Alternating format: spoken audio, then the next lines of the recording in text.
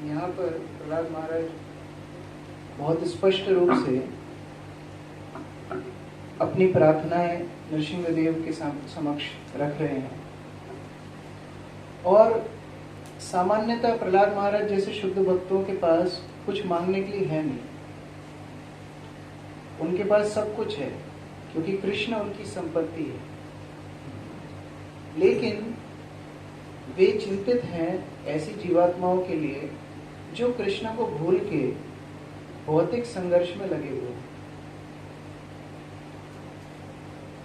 भक्ति सिद्धांतों को समझने के लिए शुद्ध भक्तों के उदाहरण से ही हम कुछ समझ अपने जीवन में ला सकते हैं। नहीं तो भक्ति के सिद्धांत केवल एक ज्ञान बन के रह जाएंगे, केवल कॉपी पेन नोट्स यही बन के रह जाएंगे।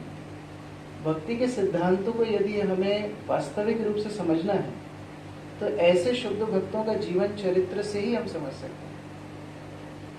श्रील प्रभुपाद के बहुत ही वरिष्ठ शिष्य और निजी सेवक हरिशौर्य प्रभु बताते हैं कि मैंने चैतन्य चरितामृत में शुद्ध भक्त की 26 गुणों को पढ़ा और मैं तब तक उन्हें नहीं समझ पाया जब तक मैं प्रभुपाद की निजी सेवक नहीं बना।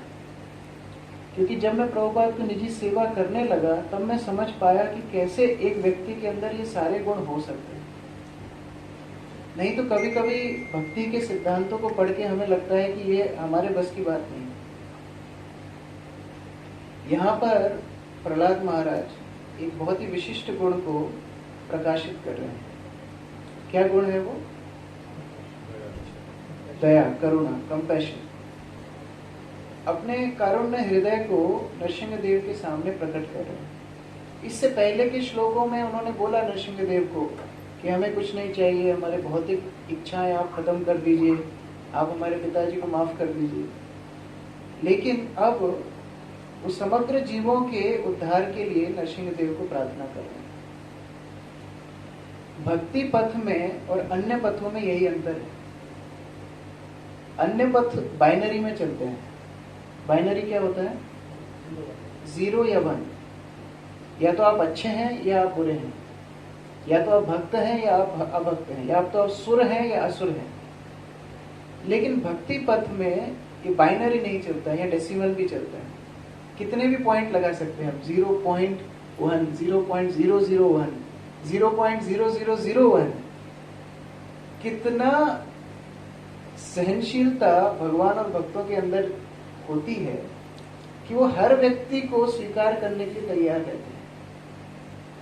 तो मैं कुछ दिनों से एक पुस्तक पढ़ रहा था, उसमें यही सिद्धांत की चर्चा की गई थी कि कैसे हम भक्ति जीवन में जब भक्तों के समाज में रहते हैं, जब कोई भक्त गलती करते हैं या कोई भक्तों के अनर्थ सामने आते हैं, उस समय पे हमारा व्यवहार क्या होना चाहिए? क्या हमें उसे केवल सहन करते जाना चाहिए या फिर हमें उस भक्त को दंडित करना चाहिए? क्या बैलेंस हो इन दोनों के बीच में? कई बार ऐसा हो सकता है कि जब दूसरों से गलती हो और बार बार हो तो हमें बड़ा क्रोध आ सकता है। एक बार गलती करो, कई बार काउंसलर भी बोलते हैं कि गलती करो लेकिन नई नई गलती करो, ना एक ही गलती बार बार मत करो, है ना। तो कोई व्यक्ति अगर एक ही गलती बार बार करता जा रहा है तो कई बार हमारा जो सहिष्णुता है उसकी परीक्षा पराकाष्ठा पे पहुंच जाती है। हमें इस तरह लगता है कि ये भक्त सुधरने वाला नहीं। लेकिन ठीक उसी के विपरीत जब हम गलती करते हैं तब क्या होता है? उस समय पे हम क्या अपेक्षा करते हैं दूसरों से? हमें चांस दिया जाए। कितनी बार चांस दिया जाए? बार बार दिया जाए, अनलिमिटेड चांस दी जाए। ये हमारा डिसीजन होता है। जब हम गलती करते हैं तो हम जज बन जाते हैं, जब दूसरे गलती करते हैं तो हम वकील बन जाते हैं। होना चाहिए उल्टा। जब दूसरे गलती करें तो हम सारे पहलू को समझें। हम जब गलती करें, जब हम अपने से ज्यादा क्या बोलते हैं having more sensitivity towards ourselves but being cruel towards others. दूसरों के लिए तो हम बहुत कठोर हैं, अपने लिए बड़े हम सहिष्णु हैं, होना चाहिए उल्टा। लेकिन उसमें एक और समस्या है, यदि भक्त समाज में वरिष्ठ भक्त कनिष्ठ भक्तों को गलतियों को सहन करते जाएंगे तो भी उनके आध्यात्मिक जीवन के लिए अच्छा नहीं है। उन्हें सुधारना भी उनकी जिम्मेदारी है। जैसे एक व्यक्ति को कोर्ट ने सजा सुनाई कि आपको चोरी के इल्जाम में 5 साल की सजा मिलती है, तो वो बोलता है कि मैं तो सजा जाने के लिए तैयार हूं, लेकिन मेरी माता को भी जेल होनी चाहिए। बोलता है ये कैसा व्यक्ति है, मेरी माता को भी जेल क्यों होना चाहिए? वो बोलता है क्योंकि मैंने जब प्रथम बार चोरी की थी उस समय मेरी माता ने मुझे रोका नहीं, कुछ भी बोला नहीं, तो ये चोरी की आदत मेरी बढ़ती गई, मेरी माता ने मुझे रोका नहीं, तो उनको ये श्रेय जाता है कि मैं इतना बड़ा चोर बन गया। तो जितना इनाम मुझे मिल रहा है उनको भी बराबर इनाम मिलना चाहिए। कहने का तात्पर्य है ये बैलेंस रखना बहुत जरूरी है। और प्रहलाद महाराज इस श्लोक में वही बता रहे हैं। वे भौतिकतावादी लोगों से सहानुभूति तो रख रहे हैं, लेकिन उनकी क्रियाओं को स्वीकृति नहीं दे रहे। उन्हें मूर्ख बुला रहे हैं, धूर्त बुला रहे हैं, लेकिन उनके लिए प्रार्थना कर रहे हैं। ये दोनों का कॉम्बिनेशन होना बहुत जरूरी है। अगर हम किसी व्यक्ति को शासन करना जानते हैं, उसके ऊपर तीव्र वचनों का प्रहार करना जानते हैं, तो हमारा दूसरा हाथ उसको आलिंगन करने के लिए भी तैयार होना चाहिए। ये प्रहलाद महाराज यहाँ पर सिद्धांत बता रहे हैं। श्रील प्रभुपाद जब अपने भक्तों के साथ व्यवहार करते थे, आदान प्रदान करते थे, तो कई बार हम जब प्रभुपाद के प्रवचन सुनते हैं तो बड़ी वचनों में बड़ी क्या बोल सकते हैं, कठोरता महसूस होती है कि प्रभुपाद एकदम he is so strong, he is so pushing, he is so uncompromising. But उसी के विपरीत जब प्रभुपाद निजी रूप से भक्तों के साथ व्यक्तिगत रूप से आदान प्रदान करते थे, उस समय प्रभुपाद का हृदय एक छोटे बच्चे के जैसा रहता। प्रभुपाद ने एक बार प्रवचन दिया छोटा हरिदास के ऊपर। छोटा हरिदास की कथा चैतन्य चरितामृत में आती है, जहां छोटा हरिदास दूर से जब भिक्षा मांगने का प्रयास कर रहे थे, घर के अंदर भी नहीं गए थे, और एक माता जो वृद्ध थी, वो युवती भी नहीं थी, वृद्ध माता को उन्होंने केवल देख लिया। उसके फलस्वरूप चैतन्य महाप्रभु बहुत रुष्ट हो गए और छोटा हरिदास का त्याग कर दिया। हम ये चर्चा करेंगे आगे इस लीला की, लेकिन संक्षेप में छोटा हरिदास ने बाद में जाकर के अपना देह त्याग कर दिया। जब प्रभुपाद ने ये लीला अपने भक्तों को सुनाई तो भक्तों में एक खलबली मच गई कि हमारे अंदर भी तो कितने भौतिक विचार आते हैं। उसमें कई सन्यासी भी थे, कई ब्रह्मचारी भी थे, क्या हमें भी अपना देह त्याग कर देना चाहिए? प्रभुपाद से किसी ने पूछा। प्रभुपाद ने बोला, वो चैतन्य महाप्रभु थे, वो जिसको शक्ति प्रदान कर देंगे वो भक्ति प्रचार करने लगेगा, लेकिन मैं एक सामान्य जीव हूं, मुझे आप सबकी मदद चाहिए, मैं इस प्रकार का कठोर व्यवहार नहीं कर सकता। तो प्रभुपाद सिद्धांत भी बता रहे हैं, लेकिन भक्तों को अंगीकार भी कर रहे हैं, वो जैसे हैं वैसे। पहले के जमाने में बहुत कम लोग ये वैराग्य के पथ पे जाते थे, बहुत कम लोग। अभी प्रभुपाद ने ऐसी झाड़ू घुमाई कि पूरी दुनिया के लोग जो जिस बैकग्राउंड से है, जिसको कितनी गंदी आदतें हैं, जो भी है, उसका संस्कार है नहीं है, चरित्र है नहीं है, सारे, कभी हमारी कोई अंगूठी है कुछ गिर जाती है सोफे के नीचे तो माता लोग झाड़ू से निकालती है, तो झाड़ू में बहुत कुछ बाहर आ जाता है। तो कोई अंगूठी भी आती है, कोई कचरा भी आता है, लेकिन उस कचरे को भी स्वीकार करना ये हमारे आचार्य ने सिखाया है कि कोई भी भक्त किसी भी परिस्थिति से आया है वो शुद्ध भक्त बन जाएगा अगर वो सिद्धांतों से जुड़ा रहेगा। आम अगर पेड़ में है तो कैरी एक दिन आम बन जाएगी, लेकिन पेड़ से विलग हो जाएगी तो वो खट्टी रह जाएगी। उसी प्रकार का सिद्धांत यहाँ पर प्रहलाद महाराज प्रस्तुत कर रहे हैं। हम कृष्ण को करुणा सिंधु बोलते हैं, हे कृष्ण करुणा सिंधु। वो करुणा सिंधु क्यों है? किसी के ऊपर यदि आप करुणा कर रहे हैं तो वो कभी भी सिलेक्टिव नहीं होती, व्यक्ति विशेष के ऊपर नहीं होती। करुणा हर व्यक्ति के ऊपर समान रूप से होती है। नहीं तो हर व्यक्ति करुणावान है। हर पिता माता अपने बच्चों के लिए करुणावान है, पड़ोसी के बच्चे के लिए नहीं है। तो इस डेफिनेशन के हिसाब से तो हर व्यक्ति करुणावान है। लेकिन जो हर व्यक्ति के ऊपर करुणा करे वो है वास्तविक करुणा सिंधु। हम भागवत में प्रमाण देखते हैं।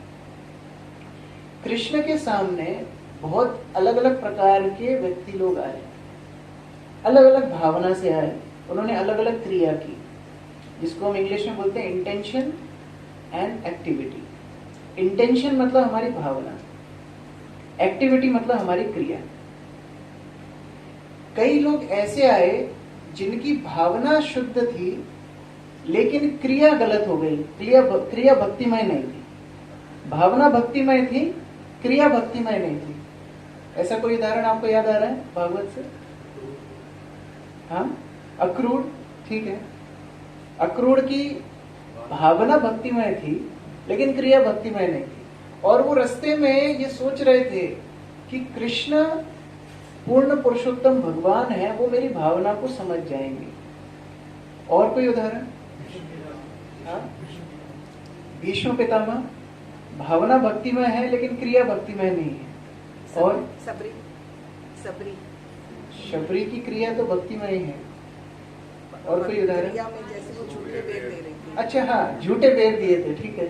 क्रिया भक्ति, अब हम ऑल्टर में झूठा कुछ नहीं रख सकते, तो इनकी भावना भक्तिमय थी। और मारीच, ठीक है, मारीच, उन्होंने चयन किया कि रावण से मरने से अच्छा तो हम राम के हाथों से मरेंगे। तो क्रिया गलत थी लेकिन भावना ठीक थी। वो तो मरता क्या नहीं करता वाली बात है, लेकिन ठीक है। और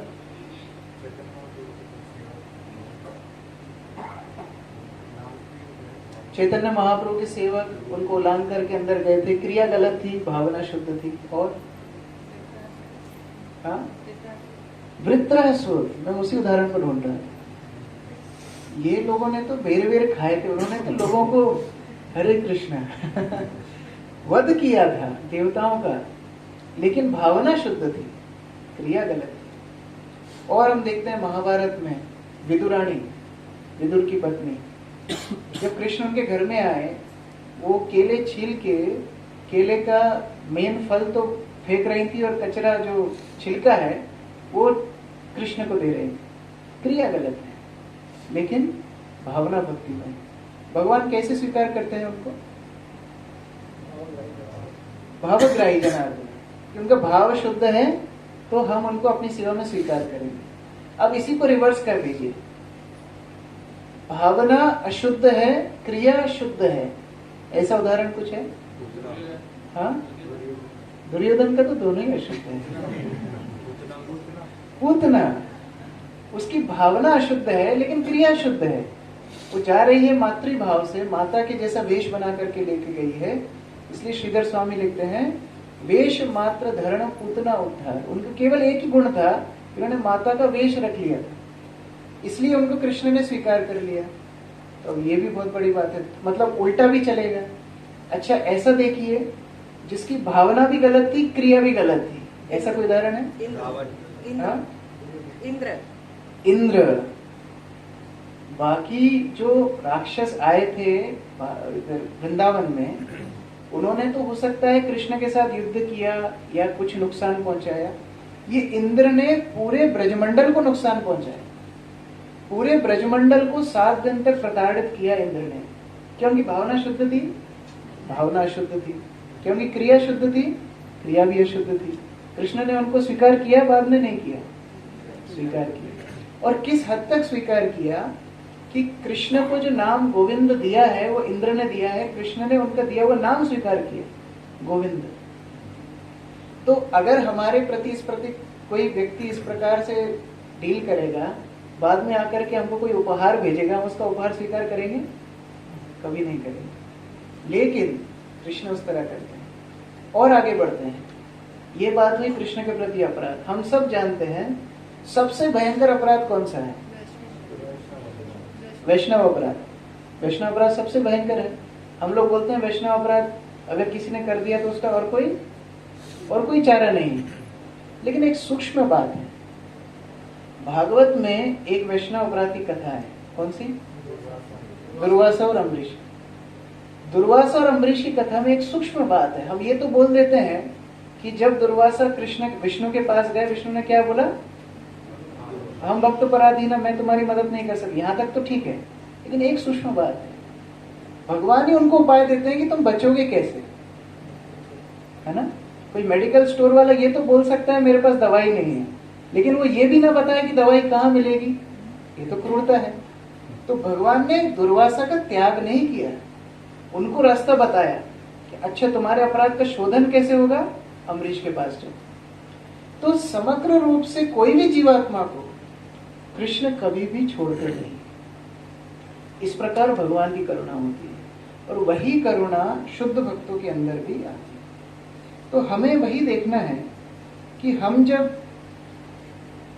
भक्तों के समाज में रह रहे हैं तो हमारे पारस्पर संबंध इस प्रकार के होने चाहिए जहां व्यक्ति को मदद करने के भाव से शोधन दे भी तो भी उसका हम कभी त्याग ना करें। भक्ति सिद्धांत सरस्वती ठाकुर बताते थे कि कैसे एक भक्त बनाने के लिए it takes gallons of blood. अब किसी का कभी रक्तपात हो, वो समझ सकता है उसका क्या वैल्यू होती है ना। लेकिन गैलन्स ऑफ ब्लड मतलब एक गैलन में लगभग 4.25 लीटर आता है।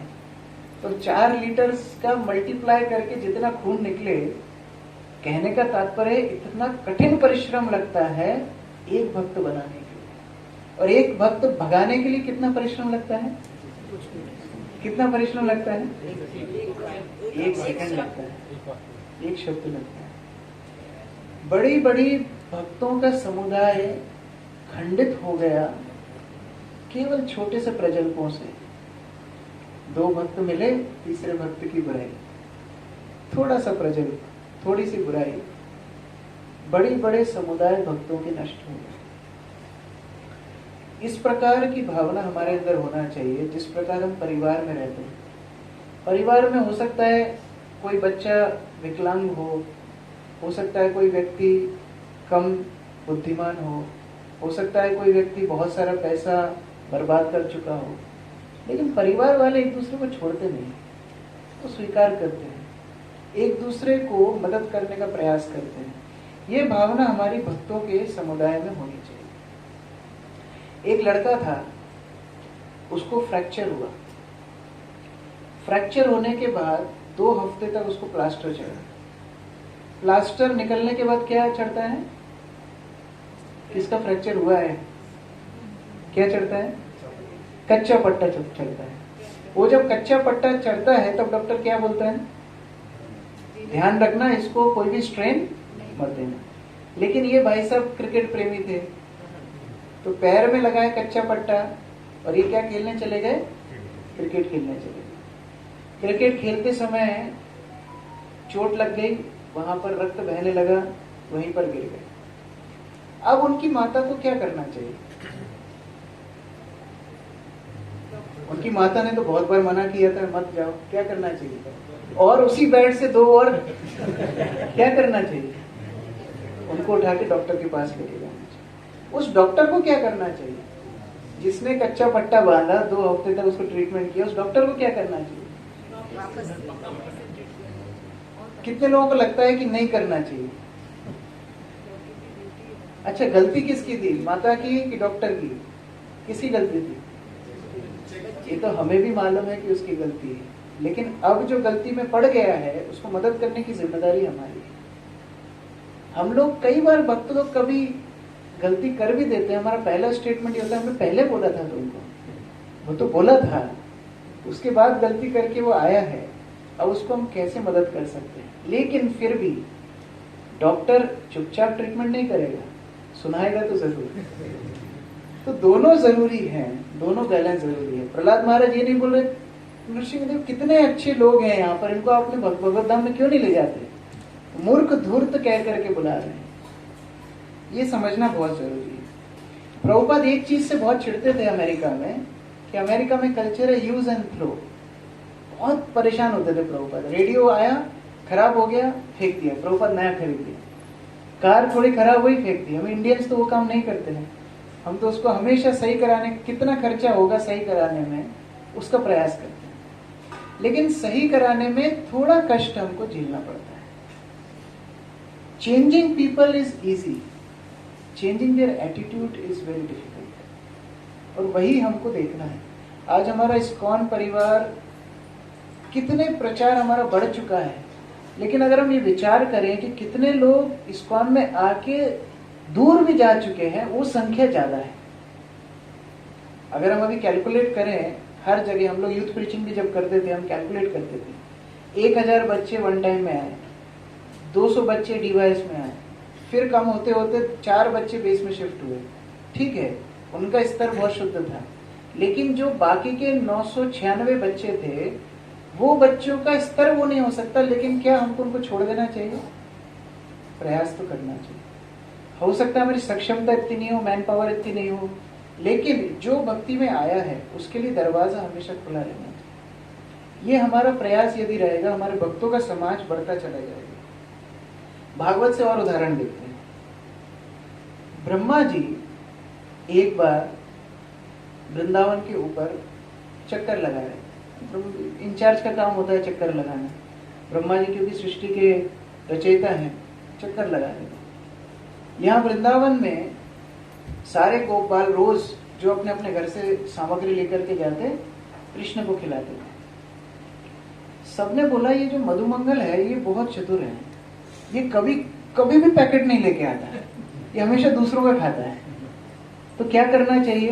कृष्ण को बोला कल आप इसको ऐसा बोलिए कि केवल तुम्हारा ही लंच मैं खाऊंगा और किसी को नहीं खाऊंगा, नहीं तो भूखा रहूंगा। अब मधुमंगल को चिंता हो गई कि अभी कृष्ण को हमको भोग लेकर के जाना है।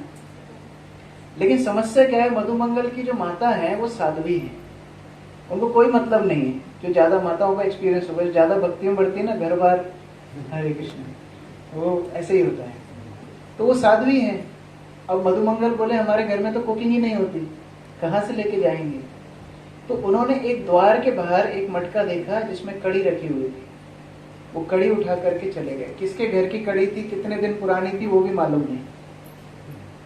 ले करके गए। रास्ते में उन्होंने सोचा कि ये कड़ी कितने दिन पुरानी है, और कोई व्यक्ति घर के बाहर जब सामान रख रहा है, इसका मतलब क्या है कि वो खराब हो गई। कृष्ण को जब दूर से देखा, उन्होंने सोच लिया कि अगर मैं पास जाऊंगा कृष्ण इस कड़ी को पी लेंगे, उससे पहले ही मैं पी लेता हूं। तो मधुमंगल वहीं पर कड़ी पीने लगे। वहां गोप कुमारों ने दिखाया, देखो देखो देखो, दोबारा से चीटिंग कर रहा है, कुछ अच्छा आइटम लाया और दूर से ही खा रहा है। कृष्ण भाग के जाते हैं और इस हड़बड़ी में मधुमंगल से कड़ी उसके ऊपर ही फैल जाती है। कृष्ण मधुमंगल की झूठी कड़ी उसके मुख से उठा करके खाने लगते। ये देख के ब्रह्मा जी को चक्कर आ जाते हैं कि ये कैसा भगवान है जो अपने भक्तों का झूठा खाता है। अब इस परिस्थिति में आपको कथा मालूम है, ब्रह्मा जी क्या करते हैं? पहले सारे बछड़ों को अपहरण कर लेते हैं। ग्वाल बाल बछड़ों को ढूंढने जाते हैं, बछड़ों को भी ले जाते हैं। अपना ग्वाल बाल ना बछड़े, कृष्ण के। कृष्ण समझ गए किसका काम है। कृष्ण अपनी शक्ति से उतना ही विस्तार कर लेते हैं, हर बछड़े के रूप में, हर ग्वाल के रूप में। और कितने दिन इस तरह लीला करते हैं?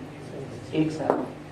1 साल के बाद जब ब्रह्मा जी को अपनी गलती समझ में आती है, तब वो आकर के नतमस्तक होते हैं भगवान के साथ। और भागवत में बहुत सुंदर प्रार्थना है। ब्रह्मा जी प्रार्थना करते हैं, भगवान मुझे ब्रह्मा का शरीर नहीं चाहिए, मुझे आपके भक्तों का संग चाहिए। इस प्रकार से बहुत सुंदर प्रार्थना करते हैं। आप में से जिन्होंने पढ़ा है वो तो ठीक है, जिन्होंने केवल सुना है, तुक्का मारिए भगवान ने क्या रिएक्शन दिया होगा। हर प्रार्थना के बाद भगवान कुछ बोलते हैं ना, जैसे प्रहलाद माई ने प्रार्थना की, नरसिंह देव ने कुछ बोला, तो क्या बोला होगा कृष्ण ने ब्रह्मा जी?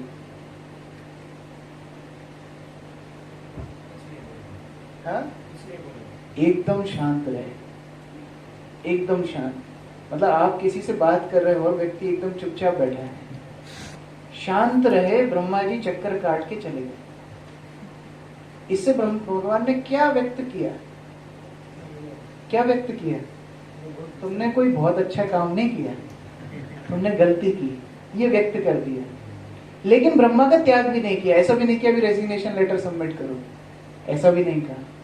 ब्रह्मा जी को उस एक क्रिया से इतना पश्चाताप हुआ कि ब्रह्मा जी अंतर्दीप जा करके तपस्या करते हैं, बाद में हरिदास ठाकुर के रूप में आते हैं। और उस समय कृष्ण अपना प्रेम हरिदास ठाकुर के प्रति किस प्रकार व्यक्त करते हैं आप सब जानते हैं।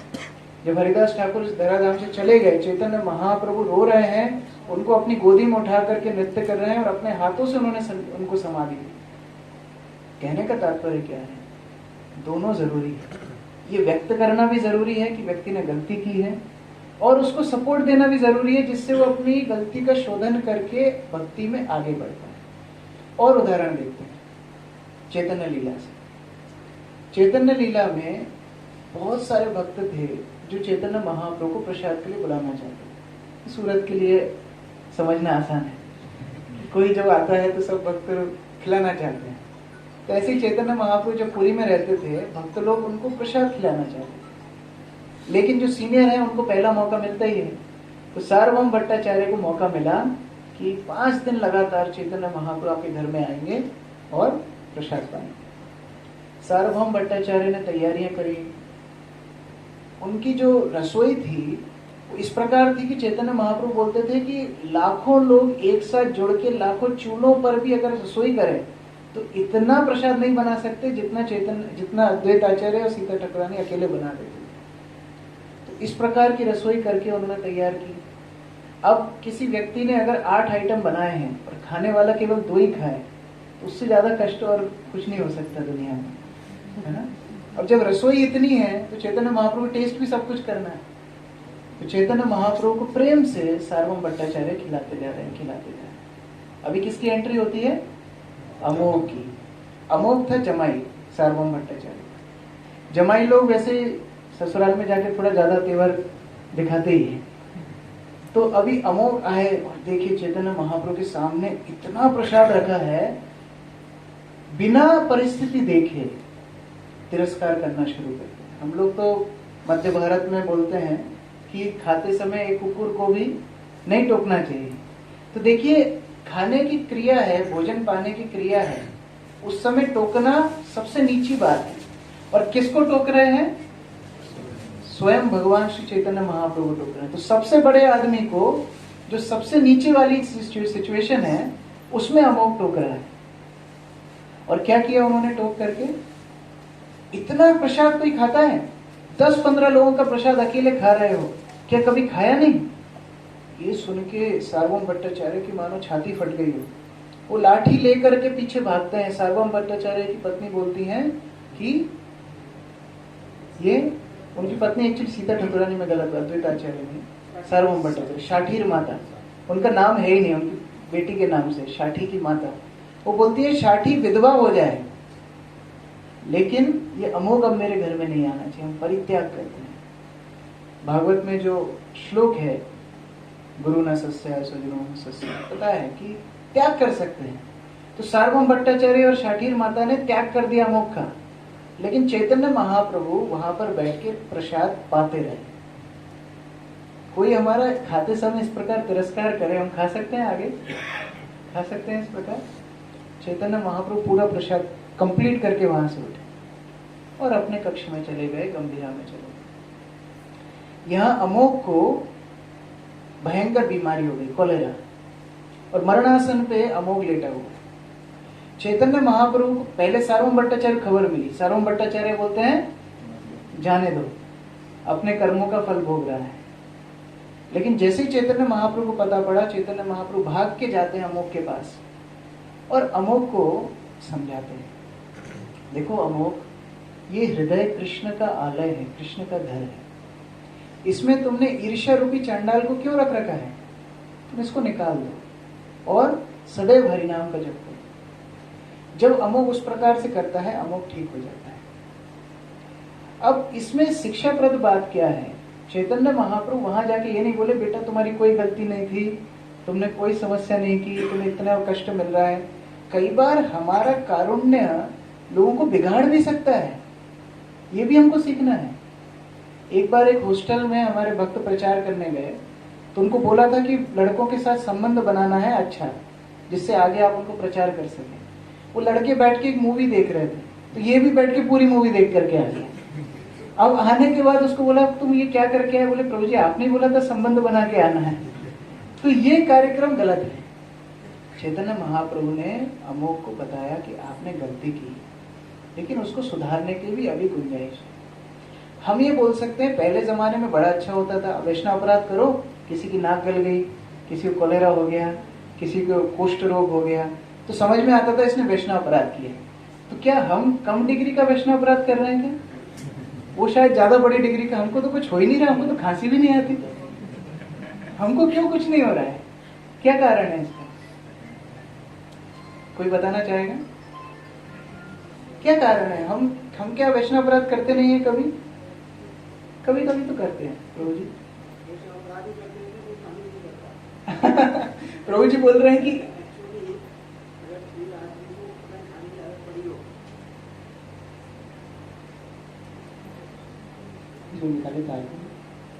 किसी को उटपटांग खाने की आदत पड़ी हो तो जब वो उटपटांग खाता है तो कष्ट नहीं होता उसको कोई कष्ट नहीं होता। साधारण भोजन कर रहा हो, सात्विक भोजन कर रहा हो और किसी ने तमोगुणी भोजन करा के तुरंत इफेक्ट हो जाता है उसको। बहुत अच्छी प्रभु जी। मुझे एक और उदाहरण समझ में आ गया। पहले ना कॉलेज में रैगिंग होती थी, तो रैगिंग इस तरह होती थी कि एक थप्पड़ मारा, दो थप्पड़ मारा, उसको मारते ही जाते थे। तो एक दो थप्पड़ तक तो दर्द होता था, फिर के गाल सुनना पड़ जाता है। उसके बाद आप कितने ही मारो उसको कुछ समझ में नहीं आएगा, है ना? तो ये भी एक कारण है। लेकिन और एक सूक्ष्म बात है, रामचंद्रपुरी के वैष्णव अपराध नहीं करते थे? क्या लगता है? रामचंद्रपुरी के बारे में सब जानते हैं। ईश्वरपुरी के दो शिष्य माधवेंद्र और रामचंद्र। रामचंद्रपुरी वैष्णव अपराध नहीं करते थे? उनको कौन सा रोग हुआ? हाँ, कोई शारीरिक रोग हुआ, कोई मानसिक रोग हुआ? उनको आध्यात्मिक रोग हुआ। उनको ये रोग हुआ कि वो अब किसी में भी गुण नहीं देख पाते हैं, ईश्वर पर्यंत किसी में भी गुण नहीं देख पाए। गुरु में देखा, भक्तों में देखा, चैतन्य महाप्रभु में भी दोष देखा। ये हमें रिएक्शन मिलता है। हमारा क्या होता है, भक्ति में विश्वास ही उठ जाता है, हमारा जप में स्वाद रुचि खत्म हो जाती है, हमारी गुरु वैष्णवों के ऊपर श्रद्धा खत्म हो जाती है, विग्रहों के प्रति हमारी मर्त बुद्धि हो जाती है। इस प्रकार की दंड हमको वैष्णव अपराध से मिलते हैं। उपाय क्या है? वैष्णवों की सेवा। यहाँ पर चैतन्य महाप्रभु अमोक के लिए नहीं गए थे, अमोक के पास सार्वभौम के लिए गए। तो हमें यही देखना है कि प्रभुपाद जी के लिए हमको लोगों को सहन करना है। हमारा उनका हो सकता है संबंध उतना अच्छा ना हो, लेकिन गुरु की प्रसन्नता के लिए, प्रभुपाद की प्रसन्नता के लिए हमें उन्हें सहायता भी करना है, सहयोग भी करना है। भक्ति विनोद ठाकुर जब तृणादपि सुनीचेन तरुरिव सहिष्णुता ये श्लोक का बांग्ला अनुवाद कर रहे थे, तो उन्होंने सहिष्णुता को सहिष्णुता ना लिख के दया लिखा है। एक स्टेप और ऊपर। सहन करना मतलब तुम कुछ भी करो हम तुम्हें सहन करेंगे। दया करना मतलब तुम अगर गलती करोगे मैं सहन भी करूंगा, तुम्हें मदद भी करूंगा। ये चैतन्य महाप्रभु का भाव भक्ति विनोद ठाकुर ने प्रकट किया है। और आगे देखते हैं। अमोघ सबसे फेवरेट कैरेक्टर भागवतम का, सबसे पसंदीदा, प्रचलित, फेमस, कौन बोली लगाएंगे? सबसे फेवरेट कैरेक्टर भागवत का? हाँ, अर्जुन नहीं, अजामिल। गड़बड़ भी करो भगवत धाम भी जाओ। सबसे पसंदीदा कैरेक्टर, लोग बहुत पसंद करते हैं अजामिल की कथा। लेकिन देखने की बात है, अजामिल जब विष्णुदूत उसको बचाने के लिए आए, भगवत धाम लेके नहीं गए, छोड़ के गए। यमदूतों से तो बचा लिया, लेकिन फिर इसलिए नाम है सेकंड चांस। सेकंड चांस मतलब क्या है?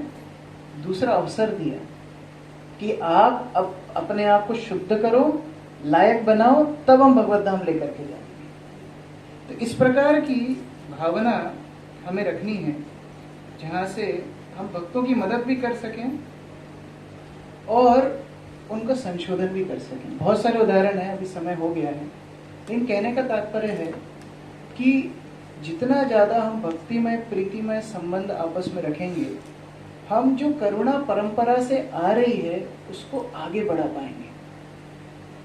हम चैतन्य महाप्रभु की बात देखते हैं, चैतन्य महाप्रभु ने जो करुणा की बाढ़ लाई थी, किसने रोक दिया था उसको?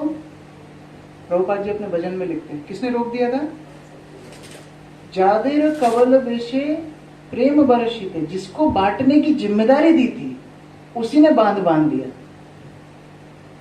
बाहर के लोग नहीं आए थे, जिनके जो गोस्वामी परिवार में थे, जो जाति गोसाई थे, अलग अलग थे, जिनको जिम्मेदारी दी थी करुणा बांटने की, कृष्ण प्रेम बांटने की, उन्हीं ने रास्ता बंद कर दिया। तो हम लोग प्रभुपाद जी की परंपरा में हैं।